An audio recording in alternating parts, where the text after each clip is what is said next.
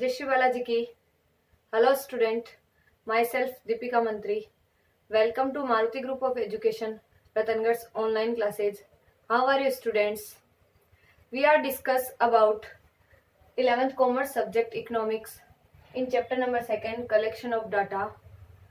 Our previous topic was preparation of instrument and our today's topic is mode of data collection. What is the mode of data collection? आंकड़ा संग्रह की विधियां कौन सी है? किस प्रकार अपन डाटा को कलेक्ट कर सकते हैं? कौन कौन से मेथड से अपन डाटा को कलेक्ट कर सकते हैं? So I am starting the topic of mode of data collection. Ready for homework notebook and pen, and please write the next topic. So our next topic is mode of data collection. कि mode of data collection होता क्या? आंकड़ा संग्रह करने की विधियां कौन सी होती है? किस प्रकार अपन डाटा को कलेक्ट कर कौन कौन से मेथड से डाटा को कलेक्ट कर सकते हैं? तो ये डाटा कलेक्ट करने से पहले मैं आपको एक एग्जांपल के तरीके से बताती हूँ कि have you ever come across a television show? Have you ever come across a television show in which reporter ask questions from childrens, housewifes और general public regarding their examination performance or a brand of a shop or a political party? कि आपने कई ऐसे television show में देखा होगा या फिर ऐसे कोई भी जनरल शो न्यूज वगैरह में आपने देखा होगा जिसमें रिपोर्टर है वो चिल्ड्रन से, बच्चों से, हाउसवाइफ से, गृहिणियों से और कोई नॉर्मल पब्लिक, आम जनता से, जनरल पब्लिक से, आम जनता से कोई भी एग्जामिनेशन के बारे में, कोई भी परीक्षा या कोई ब्रांड के बारे में या साबुन के किसी ब्रांड के बारे में, किसी राजनीतिक कोई भी जो पॉलिटिकल पार्टी है उनके बारे में अगर क्वेश्चन पूछता है, अगर प्रश्न पूछा जाता है, the purpose of asking question is to survey for collection of data. ये क्वेश्चन पूछने का जो मेन पर्पज होता है, ये क्वेश्चन किस लिए पूछा जाता है? ताकि वो अपने डाटा को क्या कर सके, कलेक्ट कर सके, आंकड़ों को क्या कर सके, कलेक्ट कर सके। कि अगर अपन कोई राजनीतिक पार्टी या कोई ब्रांड वगैरह से क्वेश्चन पूछते हैं, जैसे अपन ने टेलीविजन शो में देखा ही है या न्यूज वगैरह में देखते ही हैं, तो कोई से भी अगर क्वेश्चन पूछा जाता है तो वो डाटा को क्या करने के लिए पूछा जाता है? कलेक्ट करने के लिए पूछा जाता है। तो there are 3 basic ways of collecting data. तो नोट कर लेना, there are 3 basics there are 3 basics of 3 ways of data, 3 ways of collection data. There are 3 ways of collection data. कौन कौन से हैं नाम बताती हूँ।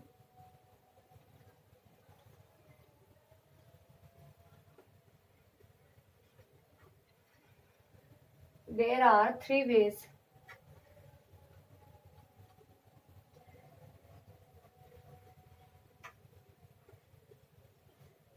Three ways of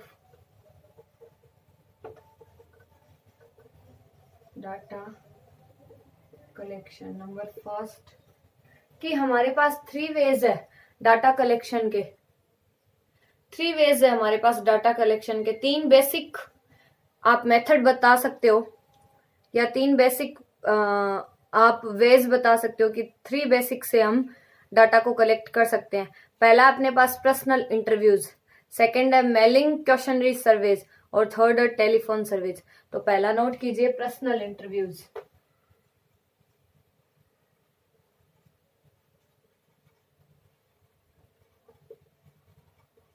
personal interviews. Second है अपने पास मेलिंग, कि कोई अपन मेल भेज सकते हैं, मेलिंग क्वेश्चनरी।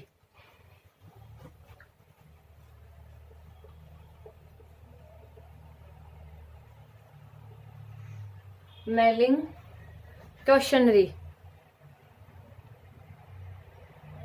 सर्वेज।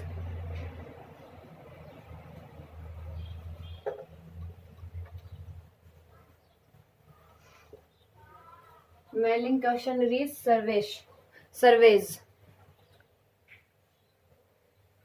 कि पहला पर्सनल इंटरव्यूज, सेकेंड है मेलिंग क्वेश्चनरीज और थर्ड है टेलीफोन इंटरव्यूज। थर्ड है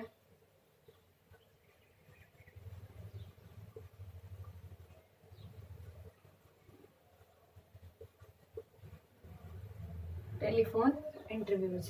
पर्सनल इंटरव्यूज यानी होता है व्यक्तिगत साक्षात्कार, और जो मेलिंग इंटरव्यूज होता है वो यानी किसी को मेल करके या कोई डाक द्वारा प्रश्नावली भेजना, और थर्ड होता है जो टेलीफोन इंटरव्यूज। काफी तीनों इंटरेस्टिंग टॉपिक है 11th कॉमर्स के माध्यम से। 11th कॉमर्स के अकॉर्डिंग तीनों ही जो टॉपिक है वो आज अपन एक एक करके या इस वीडियो में अपन 2 टॉपिक को कर लेंगे।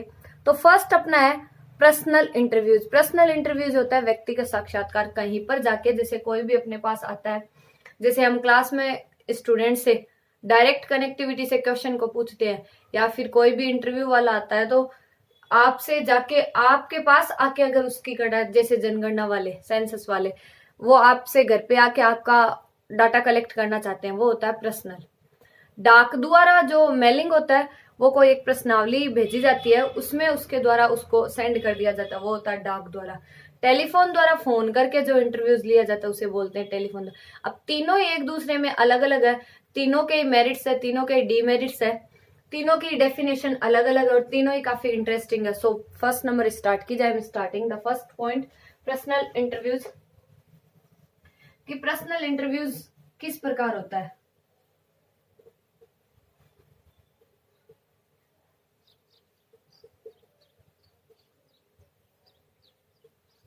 पर्सनल इंटरव्यूज नोट कीजिए कॉपी में। This method is used when the researcher has this method is used when the researcher has access. This method is used when the researcher has access to all the members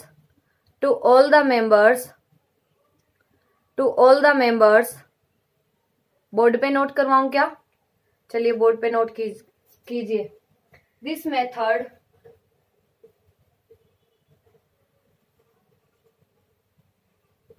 is note कर लीजिए साथ साथ में। This method is used, चलिए देखिए board में मैंने इसको नोट किया, आप कॉपी में नोट करना कि this method is used when the researcher has access to all the members. The researcher or investigator conduct face-to-face interviews with the respondents. Personal interviews are preferred due to various reasons. Personal contact is made between the respondent and the interviewer. The interviewer has the opportunity of explaining the study and answering the queries of respondents. The interviewer can request the respondent to expand on answers that are particularly important. क्या बोलना चाह रहा है कि this method is used when the researcher, व्यक्तिगत साक्षात्कार आंकड़ा की एक ऐसी महत्वपूर्ण मेथड है कि यह विधि को अपन तभी इसको यूज में लेते हैं when the researcher has access to all the members, जब जो रिसर्चर रहता है, जब जो शोधकर्ता रहता है वो सारे मेंबर्स के पास जा सकता है। द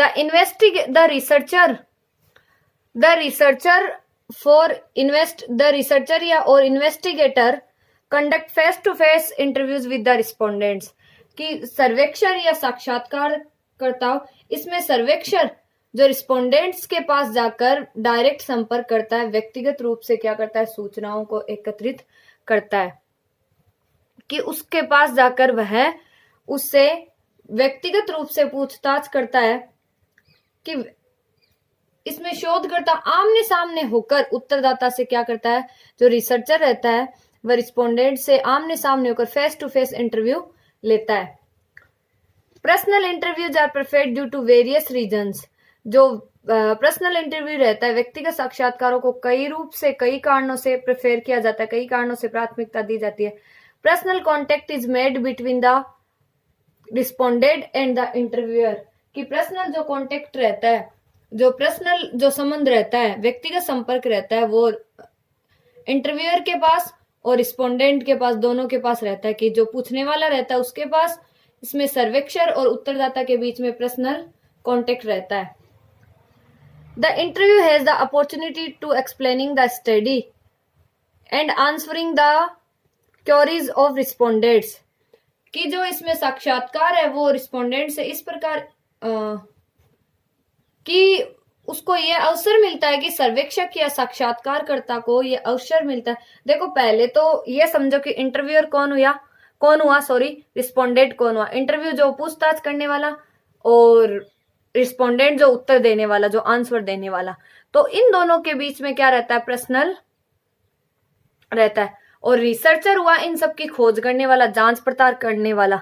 रिसर्चर का तो हो गया, वो दोनों को रहता है, वो रिस्पोंडेंट से भी कनेक्ट रहता है और वो इंटरव्यूअर से भी कनेक्ट रहता है।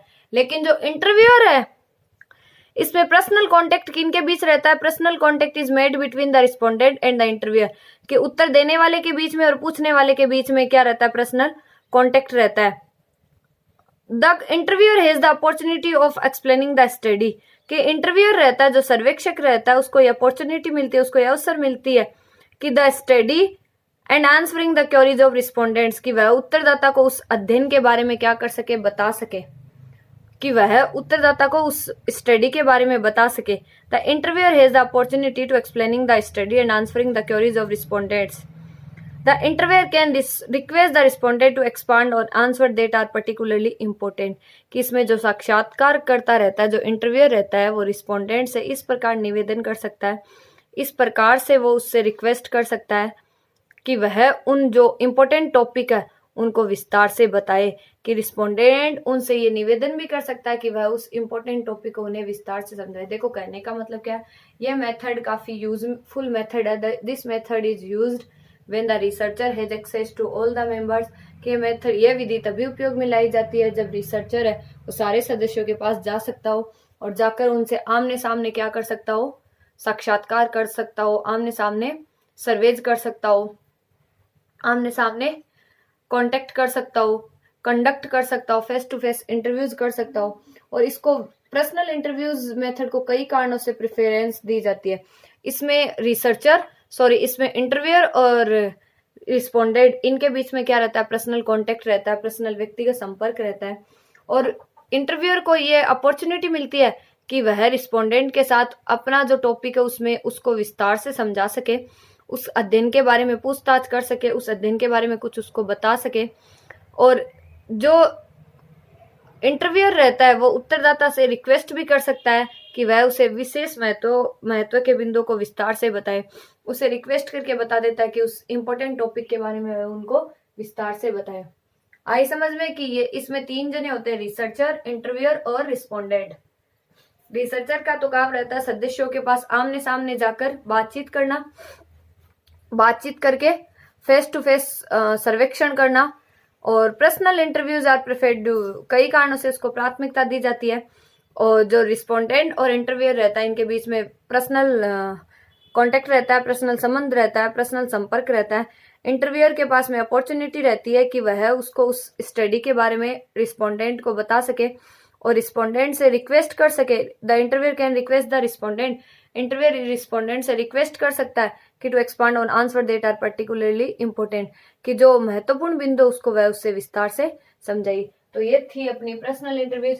अब इनके कुछ मेरिट्स होते हैं तो कुछ डीमेरिट्स होते हैं। पहला मेरिट्स है miss interpretation and misunderstanding can be avoided, कि मिस इंटरप्रिटेशन का मतलब तो हो गया कि गलत व्याख्या या अपनिर्वचन तथा गलत फहमी से जा सकता है। पहला तो अपना ये मेरिट्स हो गया कि क्योंकि आमने सामने जाके बात करेंगे तो गलत फहमी से भी क्या कर सकते हैं, बच सकते हैं। तो misinterpretation and misunderstanding can be avoided.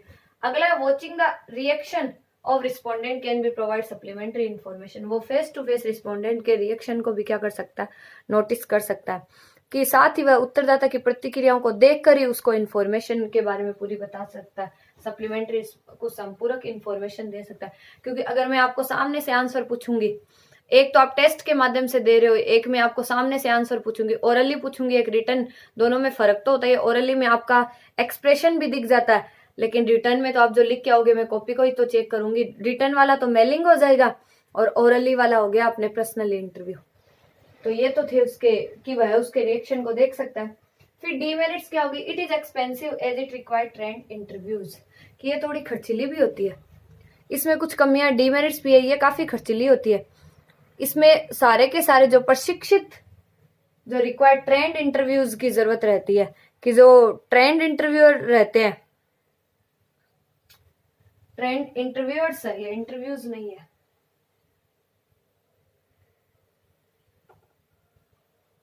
क्या ट्रेंड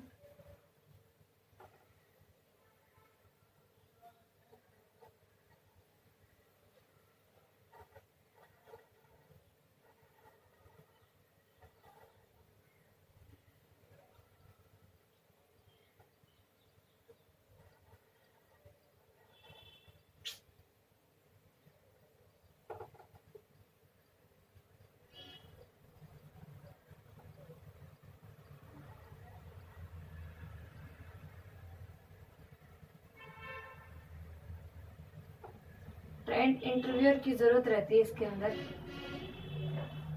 क्योंकि प्रशिक्षित इंटरव्यूअर रहेंगे ना तभी तो उनको पता चलेगा उनके बारे में। तो ट्रेंड इंटरव्यूअर की जरूरत रहती है, तो इस प्रकार ये काफी खर्चीली हो जाती है। It take longer time to complete the survey, इसमें काफी लंबा समय लगता है सर्वे को कंप्लीट करने में, प्रशिक्षण को कंप्लीट करने में, सर्वेक्षण को कंप्लीट करने में काफी अधिक समय लगता है। प्रेजेंस ऑफ द रिसर्चर में inhibit respondent from saying what they really think, कि कभी कभी जो शोधकर्ता रहते हैं, जो रिसर्चर रहते हैं, उनकी उपस्थिति के कारण उत्तरदाता सही बात भी नहीं बताता है, क्योंकि अगर सामने से अगर ओरली कई बार क्वेश्चन पूछ लेते हैं तो घबराहट के मारे में रिस्पोंडेंट सही से आंसर नहीं दे सकता। तो प्रेजेंस ऑफ द रिसर्चर में inhibit respondent from saying what they really think, वो क्या सोचता है उसको सही से जानकारी नहीं दे सकता। तो जहाँ पे कुछ फायदे होते हैं वहां पे कुछ कमियां भी होती है। आई होप आपके समझ में आया होगा पर्सनल इंटरव्यूज की, पर्सनल इंटरव्यूज में डायरेक्ट कनेक्टिविटी होती है। चलिए इसको नोट कीजिए, फिर अपन सेकंड चलते हैं। इस वीडियो में एक और कर लेते हैं अपन बेलिंग क्वेश्चनरी, फिर एक और बच्चे की टेलीफोन इंटरव्यूज, और एक अलग सा ही है वो उसमें अगले वाले में कर लेंगे, ठीक है। तो चलिए इसको नोट कर लीजिए, कर लिया होगा आपने नोट।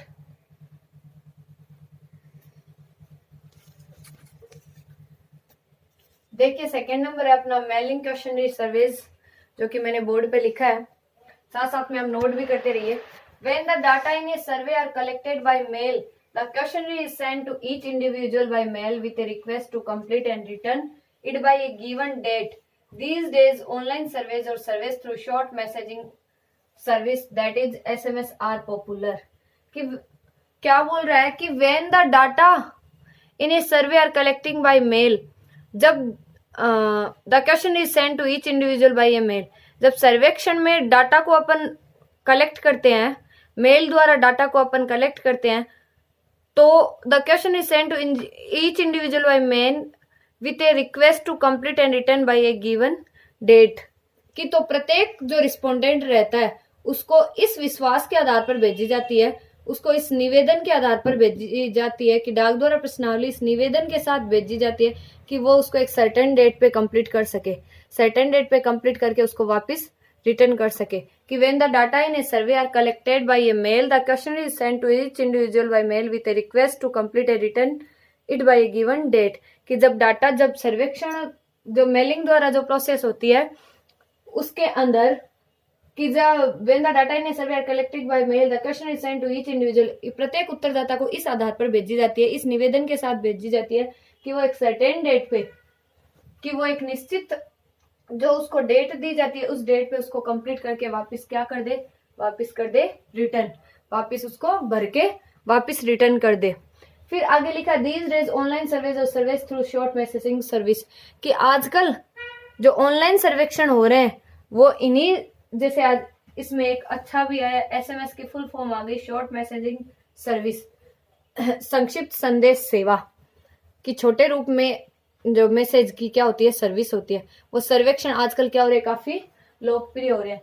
तो ये विधि ये कहलाती है कि जब उत्तरदाता को, जब डाक द्वारा जब ये मेथड अपन अपनाते हैं, तब इसमें जब अपन डाटा को कलेक्ट करते हैं तो ये क्वेश्चनरी इस बेसिस पे, इस निवेदन के साथ भेजी जाती है कि वो एक सर्टेन डेट पे, एक निश्चित डेट पे उसको कंप्लीट करके उसको भर के वापिस क्या कर दे, भेज दे। अब इसके कुछ मेरिट्स है।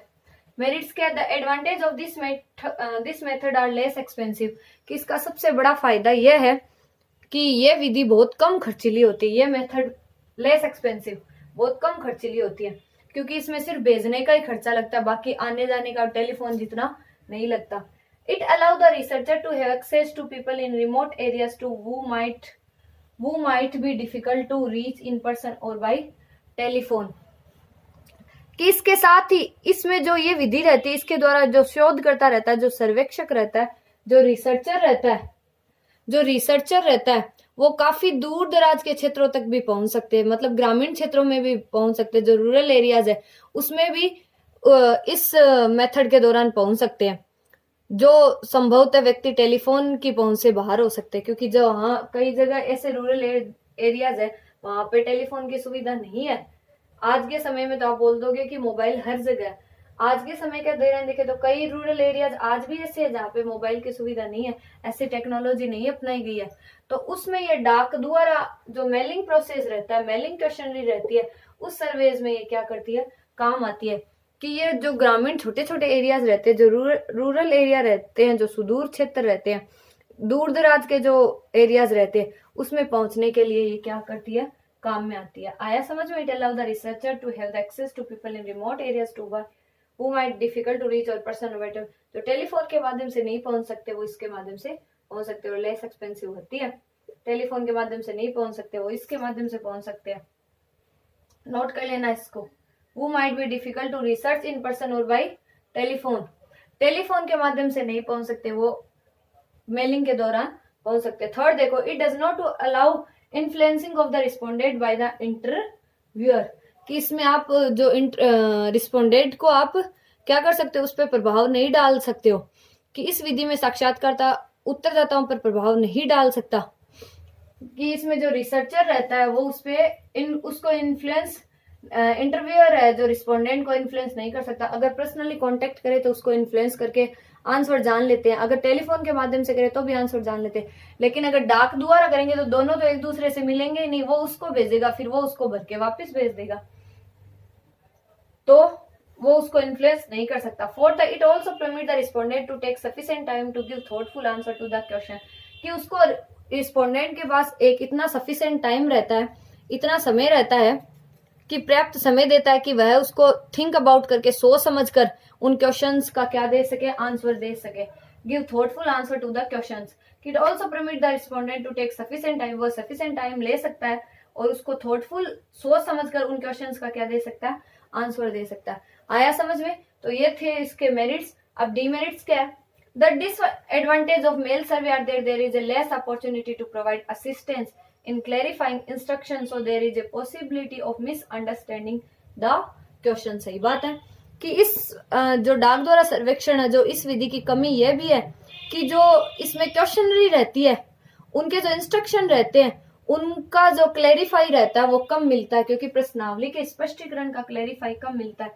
क्यों मिलता है? क्योंकि वो तो भेज देता है, फिर उसके तो पास सीधी मिलती है। अगर पर्सनल करे तो उसके क्लैरिफाई भी मिले, अगर फोन के माध्यम से करे तो भी क्लैरिफाई मिले, लेकिन अगर क्योंकि उसके पास उसको क्लैरिफाई, जो उनके निर्देश रहते हैं उसको क्लैरिफाई करने का मौका नहीं मिलता, इसलिए जो क्वेश्चन रहते हैं उनमें अपर निर्वचन की संभावना रहती है, मिसअंडरस्टैंडिंग की, गलत होने की संभावना रहती है, गलत फहमी की संभावना रहती है, कि उनके जो ये सबसे बड़ा उसका कुफायदा है, सबसे बड़ी हानि है कि उसको ये उनके पास ये अवसर नहीं रहता है कि वो क्लैरिफाई कर सके, इंस्ट्रक्शन को क्लैरिफाई, ये सबसे बड़ी कमी होती है।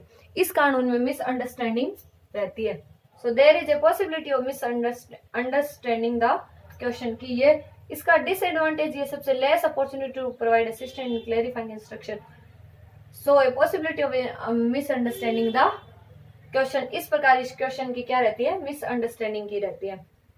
नोट कर लिया होगा कि disadvantage of mail survey are that there is a less opportunity to provide assistant in clarifying instruction, so there is a possibility of misunderstanding questions, कि उनके पास अगर उनका क्लैरिफाई, उन इंस्ट्रक्शन को क्लैरिफाई नहीं कर पा रहे तो मिसअंडरस्टैंडिंग ऑब्वियसली होगी, मिसअंडरस्टैंडिंग रहती है। नेक्स्ट देखो, mailing is also likely to produce low response rates due to certain factor. जो डाक द्वारा सर्वेक्षण हो वो कम संख्याओं में के साथ ही डाक सर्वेक्षण द्वारा कम संख्याओं में उत्तरदाताओं से उत्तर प्राप्ति की संभावना भी रहती है। Mailing is also likely to produce low response, क्योंकि low response rates due to certain factors, कि जो ये इस मेथड के अंदर वापिस रिस्पोंडेंट से उनको आंसर मिलने की संभावना क्या रहती है, कम रहती है। क्यों रहती है कि such is returning the questionnaire without completing it, कि क्वेश्चनरी है जो प्रश्नावली वो बिना भरे भी क्या कर सकते हैं, लौटाने की, या प्रश्न not returning the questionnaire at all, loss of questionnaire in the mail itself etcetera, क्योंकि प्रश्नावली को बिना पूरा भरे ही लौटाने की या क्वेश्चनरी को बिल्कुल ही न लौटाने की भी संभावना रहती है, कि या तो उसको बिना पूरी भरे भी संभावना रहती है या फिर उसको लौटाने की भी रहती है एट ऑल, या फिर loss of questionnaire in the mail itself, या क्वेश्चनरी खो जाने की भी क्या रहती है, संभावना रहती है। डाक विभाग द्वारा प्रश्नावली के खो जाने आदि की भी क्या रहती है, संभावना रहती है। इसके कहने का मतलब यह है कि मेलिंग जो मेथड होता है उसके दौरान क्वेश्चनरी का रिस्पॉन्ड थोड़ा कम मिलता है, उसका थोड़ा कम रेट पे रिस्पॉन्ड मिलता है, सर्टेन फैक्टर थोड़ा कम मिलता है।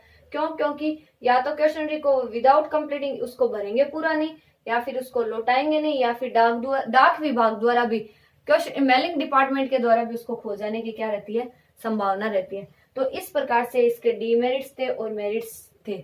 तो अपना टॉपिक था मेल क्वेश्चनरी, डाक द्वारा प्रश्नावली, कि डाक द्वारा क्वेश्चनरी को भेज के किस प्रकार रिस्पोंडेंट आंसर दे सकता है, उसके क्या फायदे होते हैं और उसके क्या हानियां होती है, क्या कमियां होती है।